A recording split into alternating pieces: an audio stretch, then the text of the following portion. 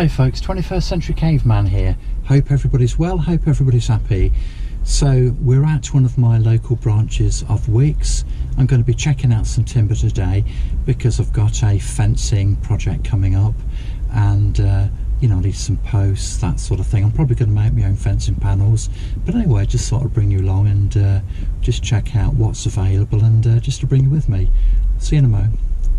Right guys, so the first thing I need to make clear is the fact that I'm not a joiner or a carpenter. I'm a DIY enthusiast, so I'm not an expert on timber, but I've used timber enough and done enough projects to be reasonably knowledgeable on the subject and to share my thoughts, opinions, and you know, with yourselves, and also to give you advice. So in some of my recent videos you'll see that I've been preparing my back garden. I've chopped down bushes and I've also dug some holes which I'm going to use to concrete in some fence posts. They'll probably be concrete and I won't, you know, and not timber, but I will be making my own fences and I'm here to check out timber for that purpose. So look, I mean, I think one of the first steps is to actually identify what type of timber you're going to need. If the timber is to be used in an outside project, then the timber definitely needs to be treated, and it will actually state treated on the label. Now it can also be identified by colour. So for example, just looking at this timber here, look, this is the colour of this timber is very light and therefore it has not been treated, whereas either side of this you will see timber which is much darker in colour. A lot of it looks sort of has a greenish hue to it, so that has actually been treated. You'll also note that the timber comes in different sizes. So for example, typically fence posts, they're either 75 or 100mm square, and they come in a variety of lengths for, you know, example up to 3.6 meters. And the type of timber you use will also depend on the application. So for example, if you want to build an external structure which is not really going to support any weight, then it might be cheaper just to get a long fence post, treated of course. However, if you're going to build a structure which is going to support some weight, so for example, you know, it might be a covered roofing area or a pergola, then you know, you need a timber which is structural in nature, something like C16 timber, which is denser, it takes longer to grow, it has fewer knots, so that's why it's called structural. And also it's really important to check any timber you take off the rack before you buy it and take it home. This is a good example of a piece of timber which you find all over the place which has been warped. I mean, you know, you could play hockey with this, it's like a bloody hockey stick, it's so warped. So what you need to do then, take it out of the rack, hold it up, put one end in the floor and look down the length of the timber just to try and make sure it's straight, and you need to do that on at least two sides. So I've just placed this on the floor here, look, and you know, there's a bloody great big gap here and there's nothing more irritating. I mean, look, let's face it, timber is not cheap, and it's very frustrating, you know, to get home or to have some timber delivered after you've paid a decent amount of cash for it and it's not fit for purpose, you can't use it, and it's a bloody waste basically. It's infuriating, and it's happened, you know, a few times to me, but it's one of those things where, you know, you can learn valuable lesson from situations like this, and your experience, you know, it's actually invaluable. Here's another example of a piece of timber which is warped really badly, and you find this all of the time in stores like Wickes. So you've really got to make sure that you choose your timber wisely. I think the other thing I'd make clear is the fact that if you need a long piece of timber or a number of pieces of timber, then you know, you may have no option. You might actually have to get them delivered, and you know, you've really got to in a situation like that, you know, once the lads on the lorry have dropped it off and buggered off, you might find that if you, for example, have 10 pieces of timber, you know, 2 or 3 of them you may not be able to use because of warped, split or damaged in some way. So like I say, you know, don't accept second best. You know, we all have to work very hard for our money, and you know, don't accept crap. So here's an example of a nice piece of timber.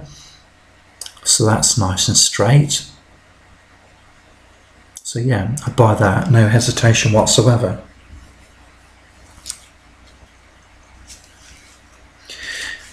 Now, I've mentioned C16 timber, which is one of my favourite timbers, which I use, you know, for internal and external projects.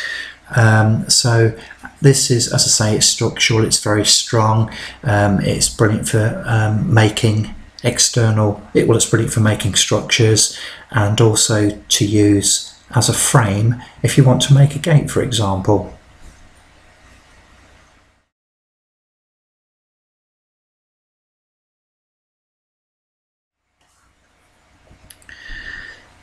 So check your timber very carefully. Obviously, for warping, there might be splits in the wood which will obviously weaken the integrity of that piece of timber. There might be some bloody great big knots in there, all of which will compromise the strength and integrity of that timber. Basically, don't buy it. Be selective. Choose cautiously and wisely. You just got to be really choosy, be picky, you know. If you're looking for timber, take your time. Don't go into somewhere like Wickes or indeed any other home improvement depot in a rush, because you'll end up with a piece of crap. Now the type of timber you choose may also depend on the type of structure you're making. If, for example, you're building I'm going to use a pergola as an example, and you want it to look quite modern, then a piece of sawn treated C16 might do the job nicely.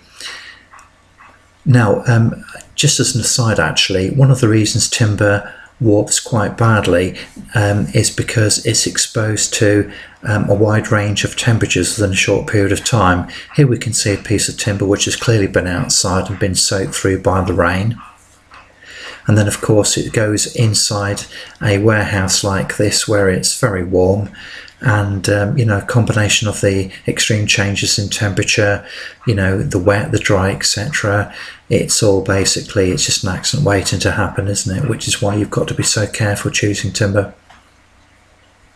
But what I was going to say is, if you're actually building a structure, if you want it to look nice and modern, then something like a nice piece of C16 might do the job really nicely. Or alternatively, if you want a structure which looks more rustic, for example, then it might be the case that you go for something like a long fence post, which is a lot rougher and which may give a more rustic appearance.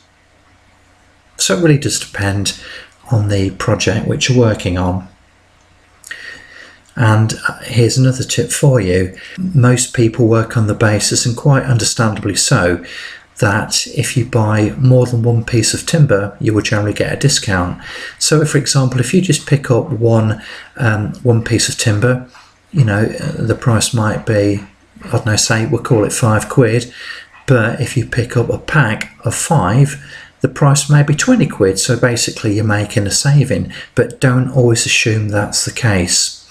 And when I ever go shopping for any quantity of anything, I always take a calculator with me. And I'll give you an example of this, and I'm using decking as an example.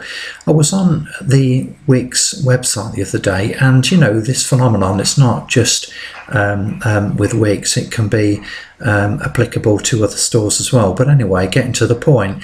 So for example, if you want to buy one length of decking board, it might be 20 quid. But you can actually buy different pack sizes, up to a pack of 25. And you're assuming automatically that if you purchase a larger pack, the lengths are actually going to be cheaper. but when you actually get your calculator and work it all out, all of the lengths are the same price, 20 quid. So whether you buy one or whether you buy 25, these lengths of timber all cost £20 each, so there's no saving to be made. And the point I'm making is the fact that if, say for example, you only need 20, don't buy a pack of 25 unless you've checked out there's a definite saving there on the basis that, because they're a lot cheaper, you know, it doesn't matter whether or not they're just lying around, whether or not you may or may not use them, because you're getting them cheaper anyway and saving money. It's not always the case. You've just got to be a little bit more vigilant. Here's another tip for you. Now, when I go looking for several pieces of timber, as I say, you know, I will always check, but the general assumption is that if you buy a pack, you're going to be saving money. So it's very tempting indeed just to pick up a pack of, say, 5, 10, whatever, and just take it to the till and get home. But I'll tell you something, there's a very strong possibility that when you get them home and when you actually cut the strapping, so for example, if you've got a pack of 5, you may well find that 2 of those pieces are warped quite badly. So I always make absolutely sure that if I believe I need a pack of timber, and if it's cheaper for me to buy that way, I mean, I always have a little multi-tool on my keychain. I always cut the strapping and make sure that I select the straightest, best quality timber I can get for my money. So anyway, look guys, I just wanted to make this video just to show you one of my typical excursions to a local DIY store. Some of the things which I look out for, the way I make my choices and the way I make my decisions about what to purchase. So anyway, look, I hope you found it helpful. I do appreciate you guys and gals watching my videos, and I hope you're having a great day where you are. Thank you for watching.